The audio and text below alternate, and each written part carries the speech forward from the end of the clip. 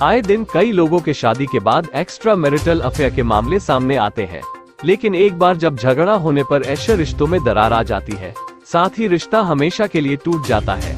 ऐसा ही एक मामला सामने आया है जहां एक पति ने अपनी पत्नी को पड़ोसी के बेडरूम में पाया, जिसके बाद पति को खुद 45,000 का जुर्माना भरना पड़ा। पति को अपनी पत्नी पर शक था, लेकिन एक रात जब वह बाहर गई तो शख्स ने अपनी पत्नी का पीछा किया। पत्नी अपने घर से निकलकर पड़ोसी के घर चली गई।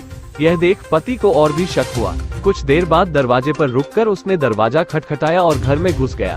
पड़ोसी के घर में पत्नी को खोजा। घर में घुसते ही उसने पड़ोसी से पूछा कि उसकी पत्नी कहाँ है और उसने कहा कि वह यहाँ नहीं है, लेकिन पति ने अपनी पत्नी को अपनी आंखों से घर में घुसते देखा था तो उसने घर की तलाशी शुरू कर दी। उसने घर के कोने कोने में तलाशी ली, लेकिन वह नहीं मिली। फिर बेडरूम में गया और अपनी पत्नी को बिस्तर के नीचे पाया। पत्नी को बिस्तर के नीचे देख पति को गुस्सा आ गया। पति ने पत्नी की नाक पर घूंसा मारना शुरू कर दिया। इसी दौरान पड़ोसी आ गया, लेकिन पति भी उसके ऊपर दौड़ा। पत्नी को घूंसे लगने से चोट लगी, उसकी नाक से खून बह रहा था।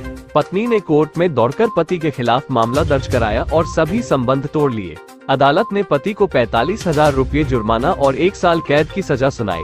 इस जोड़े में पति का नाम जेसन और पत्नी का नाम केरी है। यह घटना ब्रिटेन के वारिंगटन में हुई।